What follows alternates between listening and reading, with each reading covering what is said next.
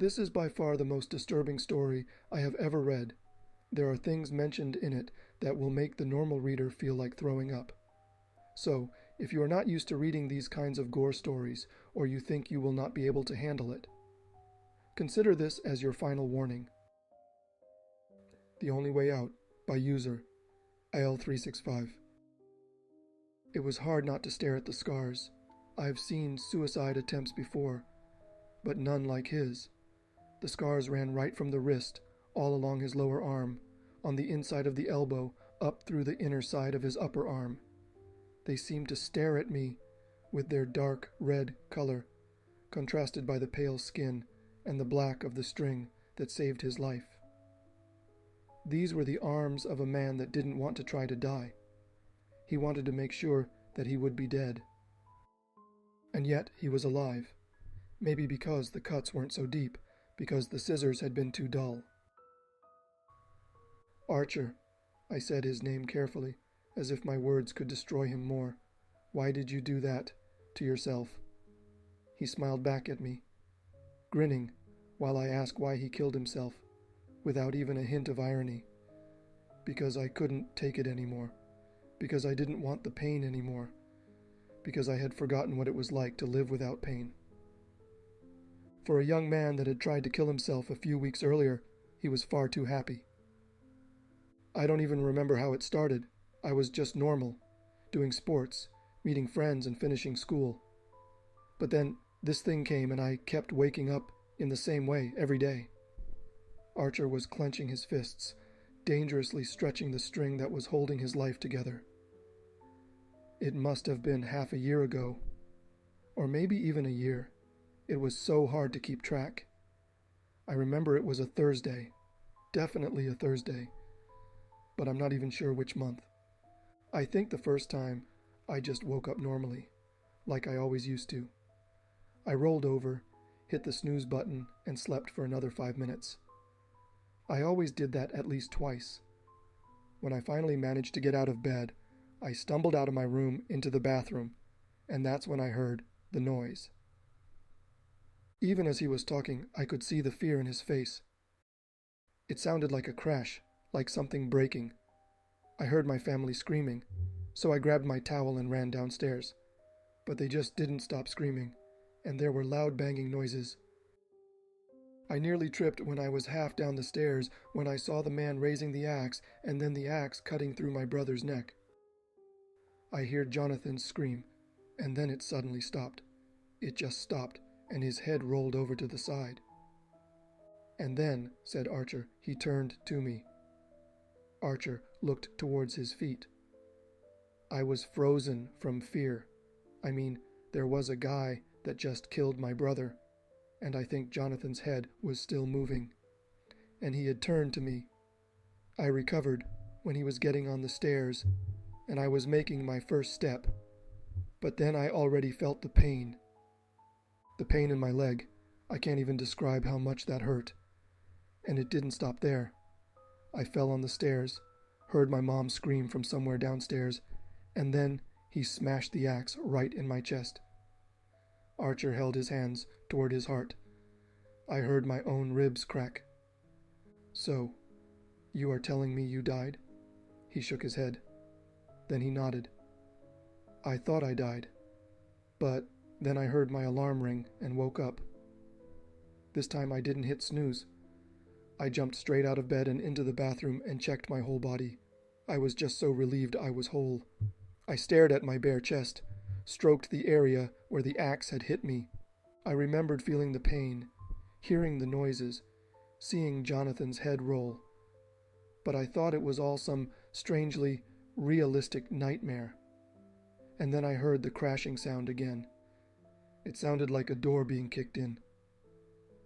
Archer ran downstairs to see his terrified family, his mother and father, his sister Eleanor and his brother Jonathan, running to the back of the room. When he was down the stairs, he saw the men dressed in all black, saw how they broke through the door and ran inside. He tried to run, but the heavy axe was faster, cutting through his spine and throwing him towards the floor. I didn't even scream. I was too shocked to scream. and they just pulled the axe back out and ran towards my family. I can never forget the way Eleanor screamed, or how the axe cut through my mom's arm and chest. I didn't see how my dad died, but I saw his body on the floor, the blood slowly running out. I saw them rape Eleanor. That's the last thing I remember, how she screamed and begged them to stop. Archer had started to pull on the string in his left arm. I quickly stopped him. "So, you were telling me you had another nightmare?" Archer shook his head. "No, I'm saying I died a second time. And again, I woke up in my bed." I raised my eyebrows, but Archer seemed not to see it. Or maybe he didn't care. The third time I woke up, I couldn't even stop myself. I checked my arms and legs, breathed for a moment, and then I ran downstairs. Eleanor and Jonathan and my mom were sitting there, and I nearly cried. And my dad came from the kitchen and made some snappy remark on the lines of, "Oh, awake so early." But I didn't even hear that. I just hugged him. I just needed to hug him. And then I ran to the kitchen and grabbed 2 knives, and I ran back in the living room. Archer laughed for a moment. My family thought I had gone nuts. But I wasn't nuts. I just saw and felt them die. Not just once, but twice. They tried to talk me into putting the knives down, but I refused. And just when my dad was getting worried and then angry, in that very moment, I heard the sound again, louder than before. Someone thrashing against the door. He grinned. I think my dad understood right away that something was up. He grabbed a bread knife from the table and stood next to me, and my mom ran to the phone. But by the time she had dialed, they were already inside, running towards us. I tried to stab the first one that came in, but he kicked me in the stomach, and when I fell to the floor, he jumped on me. I saw black, and the only thing I heard were screams and axes crashing against tables and walls and bodies. And then it got silent. There were footsteps, coming closer towards me, and heavy breathing. I tried to move away, but I couldn't move my body.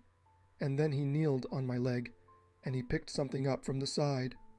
Somebody else stood on one of my arms, and I howled from the pain. But I only realized what he had picked up when the knife pushed through my stomach. Archer's hands were shaking and his eyes tearing up. They made a cut. I couldn't see anything, but I felt it slicing through my stomach.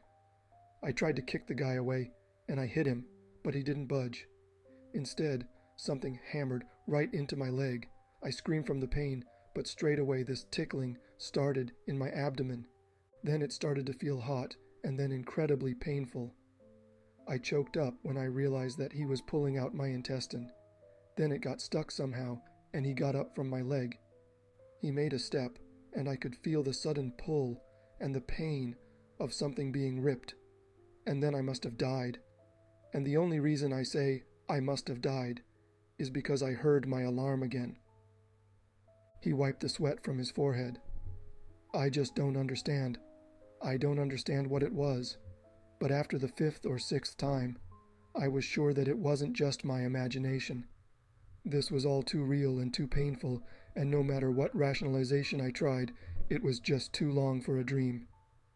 The 6th or 7th night, after I saw my mom getting raped, I just tried to stay in bed. I unplugged my alarm and stayed in bed, hoping that it would all just end.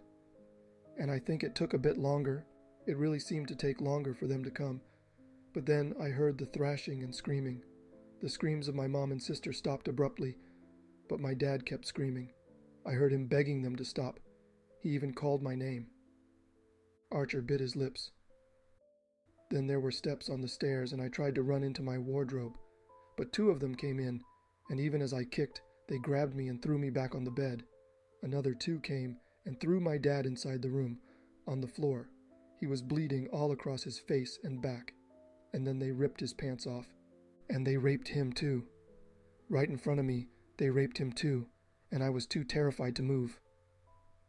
I just sat there, watching as my dad screamed for help and begged for them to stop. But they kept at it, one after the other, opening their pants and... Archer choked on his own words. And they all did it, and the others were always staring at me. It was as if they enjoyed the fear and pain I felt. Finally, I don't even know if it was the third or the fourth one. Finally, I jumped up and tried to attack the guy that was violating my dad. But instead, they kicked me down, and they held my head down to the floor, and they made me watch as they hacked off my dad's arm, and then part of his back, and then his head. They even kept chopping his body long after he stopped moving. And Archer gagged. Then they fed me a piece. They forced it into my mouth, and I couldn't move. Then I started to suffocate and coughed, and suddenly it was gone. I ate a piece of my dad. They just laughed. They laughed, and even as I was lying there sobbing, I remember that the worst of it all was the way they laughed. It was so normal, like laughter you normally hear on the street or in the elevator or at a party. They laughed as if someone had told a good joke, and then the axe hit my face. When I woke up, I tried to run away. I just jumped out of the window. I think I even sprained my ankle and ran. But they got me within seconds. They hacked off my arms. And then, after they broke the door, they threw me inside. I'll never forget that look in my mom's eyes when she saw me.